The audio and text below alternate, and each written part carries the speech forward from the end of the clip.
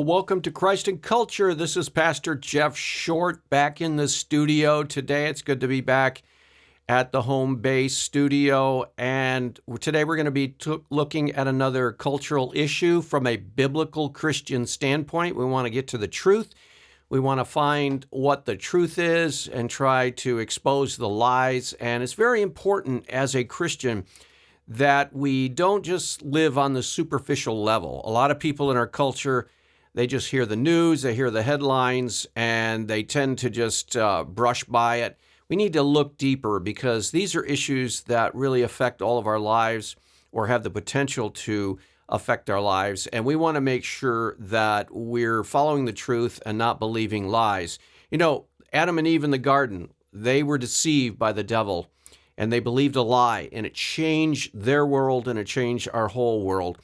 And so we don't want to fall prey to the devil. We don't want to fall prey to false narratives and lies and deceptions.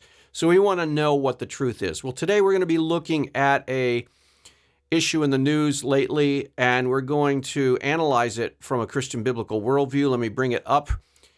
And we're talking about the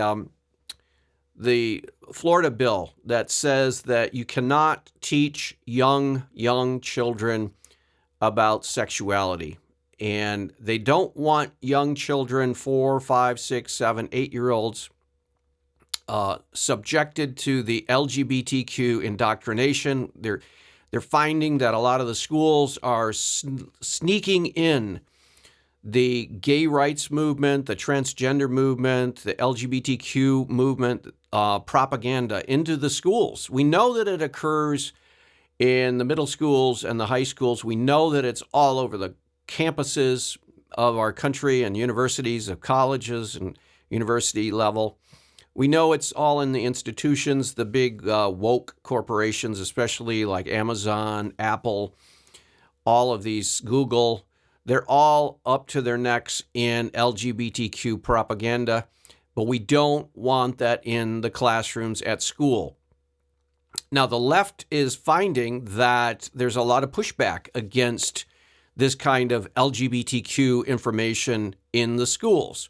And so they have to come up with a way to try to counter that because they want it in the schools. They want young people. They want to get them as young as possible to embrace the LGBTQ movement. They want all of those assumptions in the lives of these young people. So if they can get to them early, then they can get to them in middle school and high school and college, and it will be second nature to them. But we want to challenge those assumptions, and one of the ways to challenge the secular humanistic LGBTQ agenda is to simply say, no, we don't want any of this in the schools to these younger children. We actually don't want them in any level of the public education system because these get to religion and moral issues, and we don't want teachers, people we don't know their background, we don't know what they think politically, we don't know what they think spiritually and morally,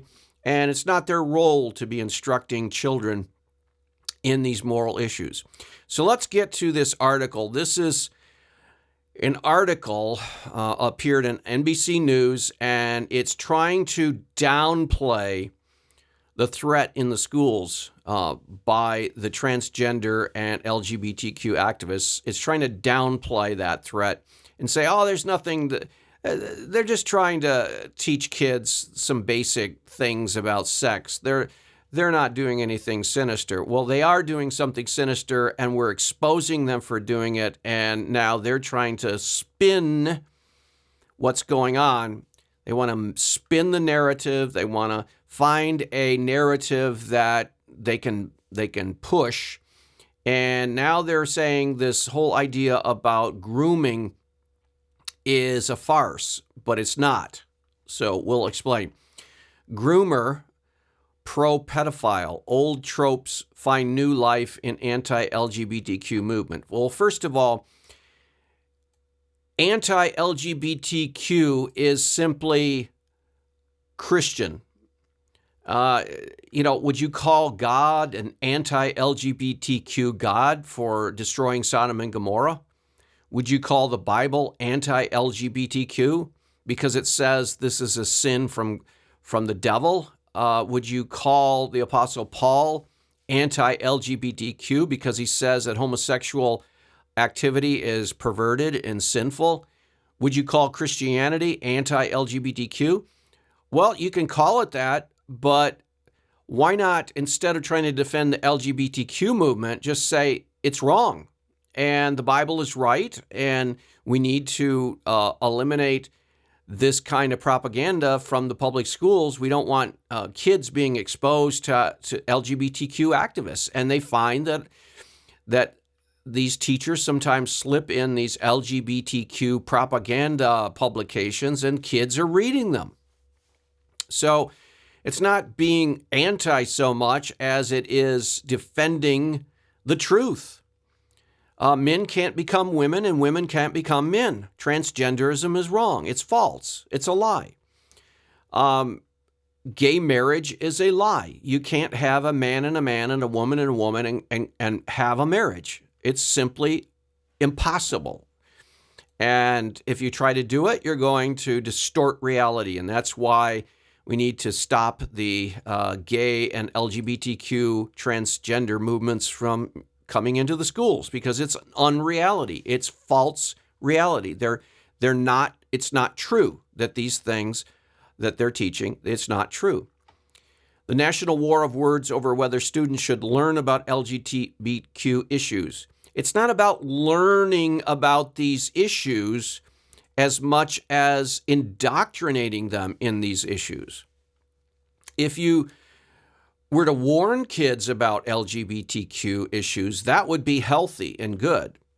But bearing the truth that we really can't do that, because then, the LGBTQ activists would be up in arms and they would be petitioning Joe Biden to do something.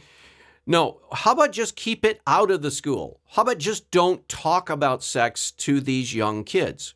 How about that?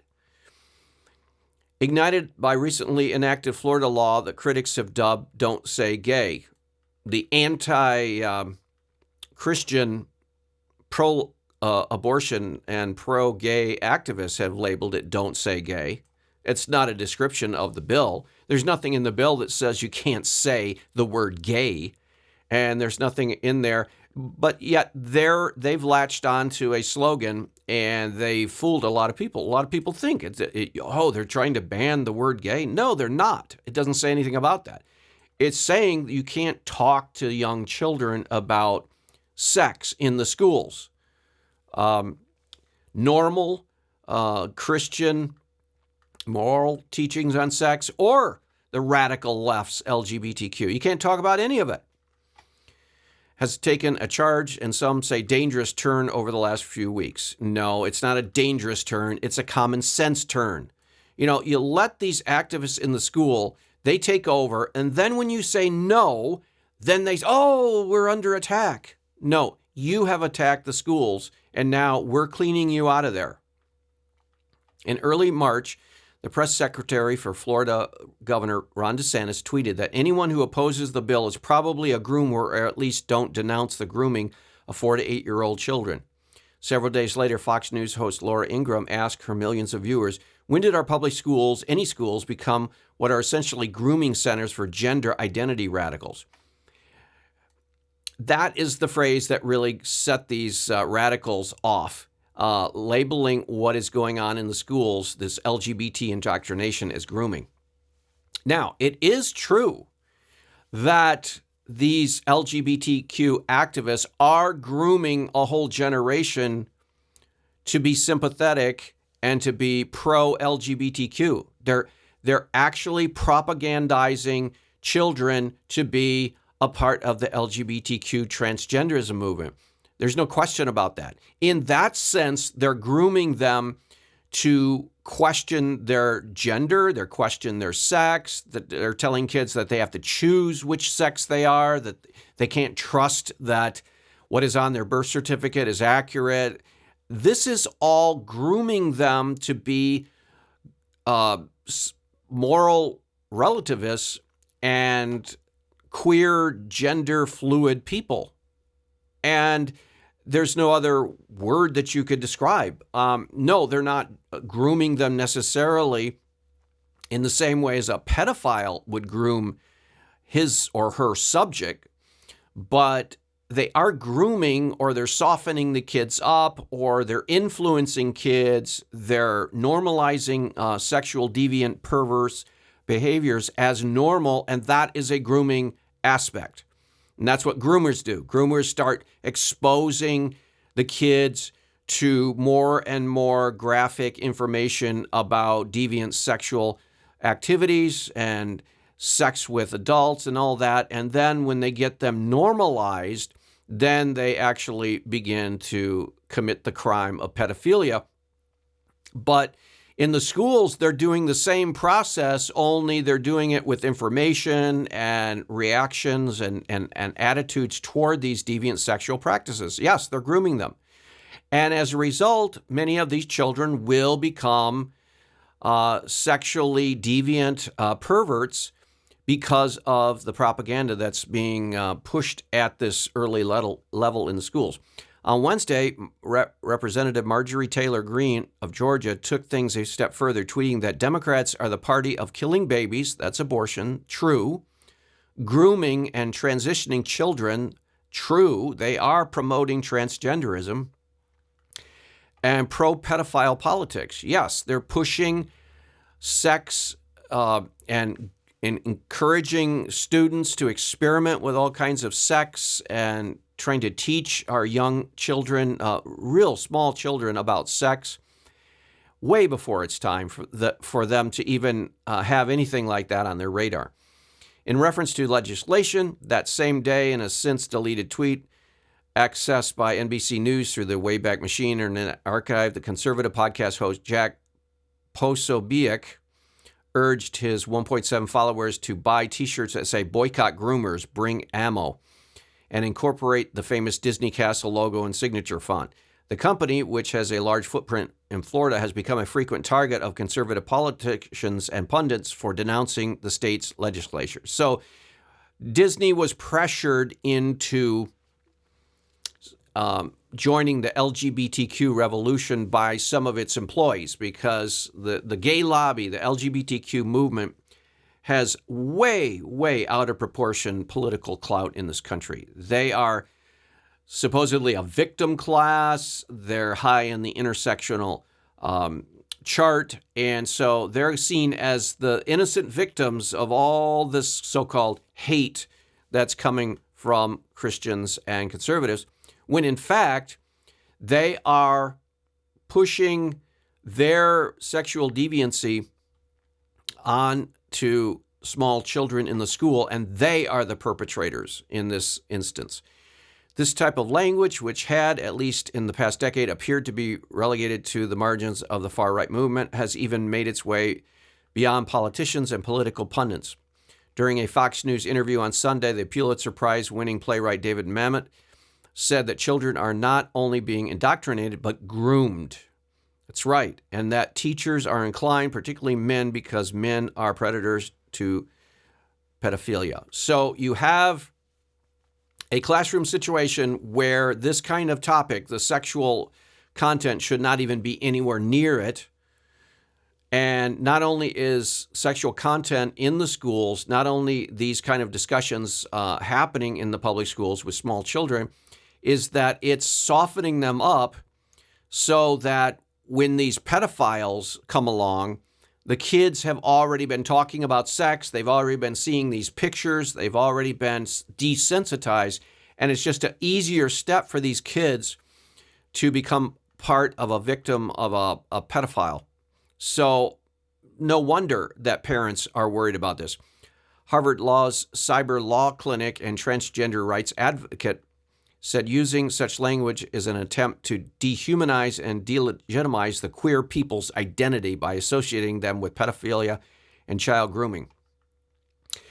No, it's simply being honest and that when you have sexual deviant behavior, when you have immoral behavior, when you have perverse and twisted and sick kind of sexual thinking and sexual behavior, you're going to find that there are all kinds of other sexual deviant behaviors that easily come into play. And one of them is pedophilia. When you are exposing young children to these subjects that they shouldn't even be hearing about, they shouldn't even be seeing about, there should be no discussion at all. And if there is any kind of discussion at all on these topics, it should be coming just from the parents and maybe the church in relationship to the moral and spiritual values of the family, but not from strangers in the public school. And this is happening. So if you have pedophiles who are running around in the public schools, and we know that there are, we don't know how many of them, but there are.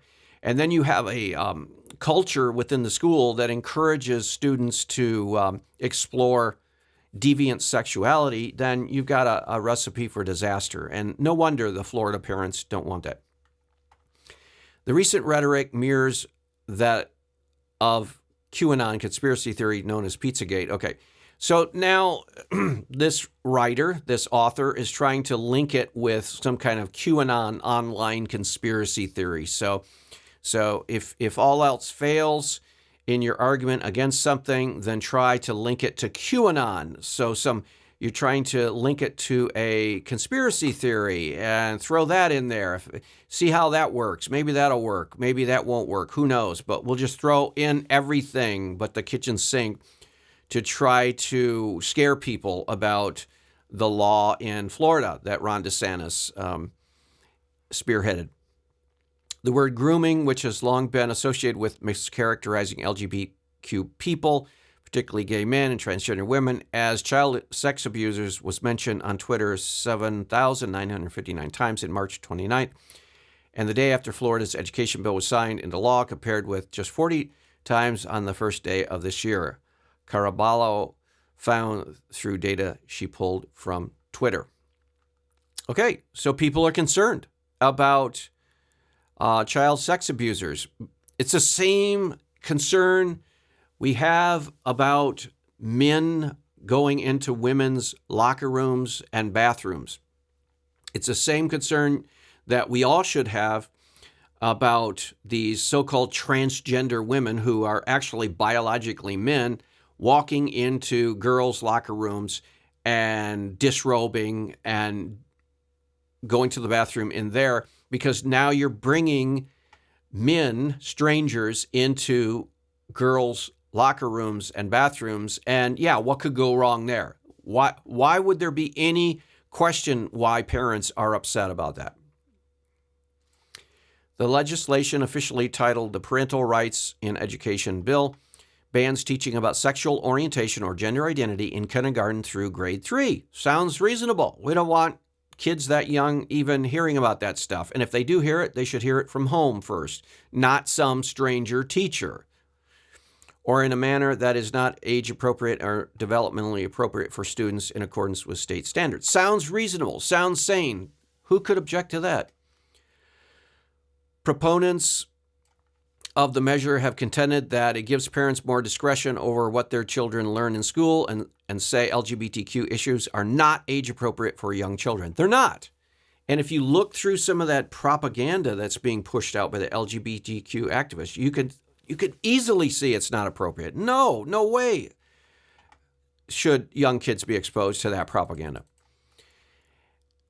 At the Florida bill signing ceremony, DeSantis, who is widely believed to be considered a front runner for the 2024 GOP presidential nomination, said that opponents of the measure support sexualizing kids in kindergarten and camouflage their true intentions. He added that the laws would ensure that parents can send their kids to school to get an education and not indoctrination. Amen. That's exactly what the concern is.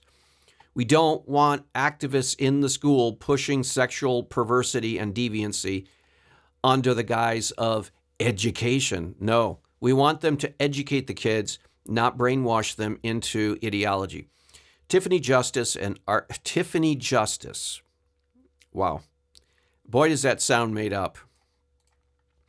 An ardent supporter of the measure limiting LGBTQ instruction in schools and co-founder of Moms for Liberty, a nationwide network of the 80,000 parents whose mission is to defend parental rights in schools, said that the LGBTQ community is a part of the fabric of America.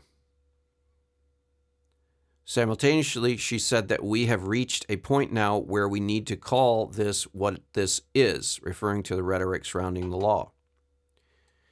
If you want to talk to my first grader about sex and sexual identity and gender identity and sexual orientation, and I don't want you to, and you're doing it anyway, you're grooming my child without my permission, said Justice, who is also a mother of 4 school-age children. And if anyone says that they don't like that label, then I say, stop messing with our kids. That's right. So maybe this woman, maybe that's her real name. But whether it is or not, what she's saying is true. If you're going to teach kids this gender ideology, at such a young age, you are indoctrinating, and you are softening them up and preparing them to be full-blown LGBTQ activists because they've been brainwashed at such an early age, they won't think anything of it, and they'll think it's normal. Scott Hadlin, the chief of adolescent and young adult medicine at Mass General Hospital for Children and Harvard Medical School, called the law and the recent rhetoric surrounding it fear-based. Well, there is fear. There is fear. If you send your child to school and you're hearing that they're getting indoctrinated and you're learning that, yeah, there are LGBTQ activists operating with connection with teachers, and they're teaching kids gender ideology, yeah, that's something to be afraid about. That's something to be concerned about. So, yeah, fear-based, yeah, sure. What's wrong with that? I've cared for, in my more than a decade clinical practice, hundreds of kids who identify as LGBTQ. And that number is going up and up and up because the more you start propagandizing and influencing kids and brainwashing kids into this, yeah, the numbers rise. Transgenderism goes up. Little kids who identify as non-binary goes up. Yeah, I wonder why. Because they're getting trained and groomed in that vocabulary. And the number of times that somebody has shared with me that they came to understand their development because they were convinced to become LGBTQ by a teacher or another community member or a physician is exactly 0. That does not happen. This is not how young people establish their identities. Maybe they're saying they don't come right back to a teacher or a doctor or someone in the community, but they're being influenced by these authority figures. No question about it. They're mostly being influenced online, but what they're getting from this LGBTQ propaganda in the schools is exactly what they're hearing about online in these social media chat rooms. The tactic of labeling one's political adversaries as groomers or insinuating that they're trying to prime children for sexual abuse is nothing new. Okay, this author's written a book, A Queer History of the United States for Young People. Okay, so this activist is saying, oh, there's no grooming taking place. Not in the strict sense of grooming them for a sexual act with an adult, no. But grooming them in the sense of opening them up to the possibility of deviant sexuality and perverse sex, yeah. So they're going to be desensitized. Their morality is going to be lowered. Their inhibition to this kind of awful, terrible behavior is going to be lower. And yeah, they're being groomed to follow in a deviant sexual perverse lifestyle. Yeah, it's normalized here at this young age. There's a long tradition of making accusations against a minority group. No, it's not a minority group in general. It's a very specific, highly aggressive special interest group, the LGBTQ transgender lobby. And they have a lot of power, and they're pushing it in the schools, and they're pushing it on the young people. So yeah, there's a lot to be worried about. Potentially an unpopular one, using the notion of violating childhood innocence, which is seen is the worst possible thing you can do to abuse a child sexually. Yeah, that is the worst. But short of actually physical abuse, there is also emotional abuse. There's also spiritual abuse. There's also morality abuse.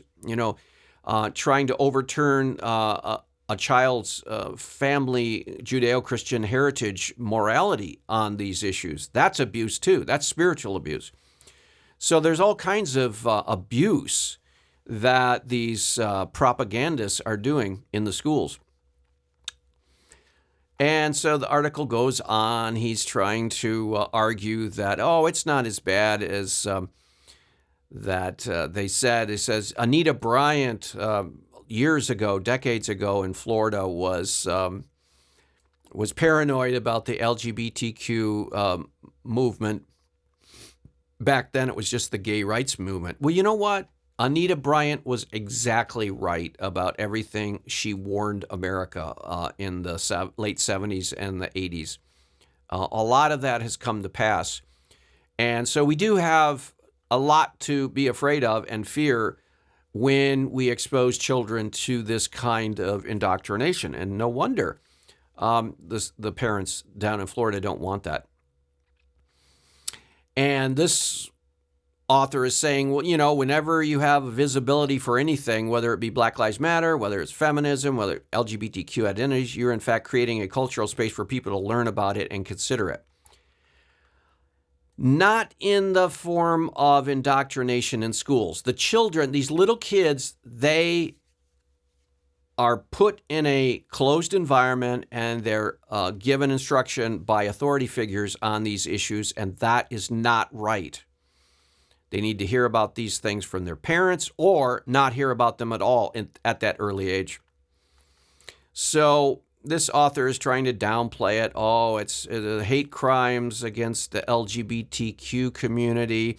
And if we don't watch it, this kind of anti-LGBTQ rhetoric is going to result in violence. And we're worried that this is going to hurt suffering gays and lesbians and transgenders and blah, blah, blah, the whole 9 yards. It's the same argument that says if you tell a teenager that they can't transition, that transgenderism is false, that they may go out and kill themselves and then it will be on your shoulders. No, it's not.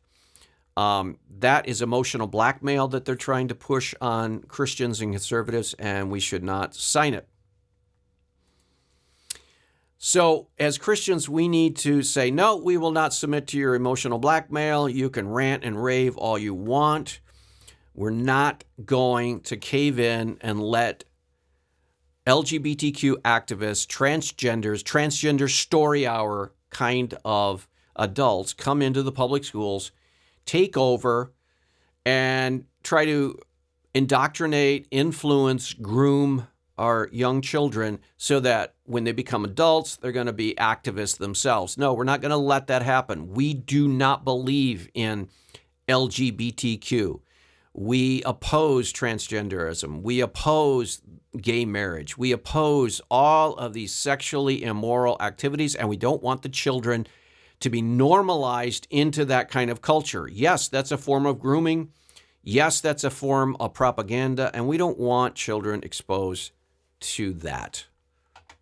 So I hope that's been helpful. Hope that's helped your thinking, and we'll see you back next week on another edition. God bless.